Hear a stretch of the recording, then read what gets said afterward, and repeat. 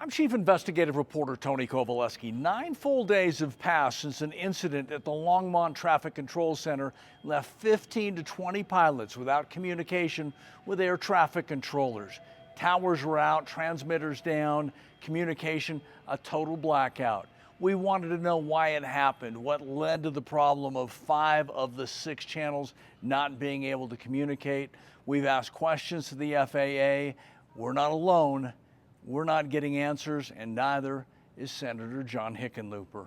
Level 390. This is serious stuff. Colorado Senator John Hickenlooper responding in the aftermath of last week's exclusive Denver 7 investigation. The bottom line is we got to fix this. If we don't do something now, then it will become unsafe. More than a week has passed since inside sources told Denver 7 transmitter failures at the Longmont Center created a 5 to 6 minute black hole of communication between air traffic controllers and 15 to 20 pilots, all descending towards Denver's airport. The FAA said that breakdown in communication lasted only about 90 seconds. We've asked them to explain that timeline.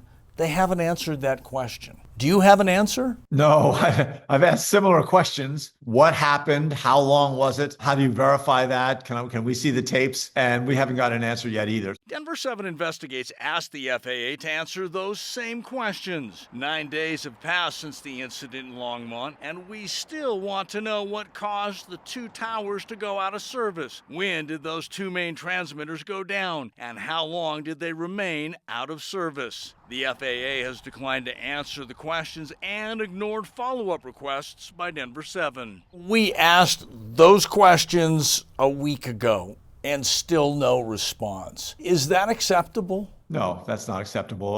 That's not acceptable to a business. That's not acceptable to a state or local government. It's certainly not acceptable from the federal government. Essentially, you had 5 frequencies down and they were down to the last option, that guard channel. What did that say to you? It really says we got trouble, and we are seriously facing outmoded technology and outdated technology that needs to be replaced and improved. Is this a wake-up call for Washington, D.C.? Tony, I absolutely agree. If this isn't a wake-up call, I don't know what is.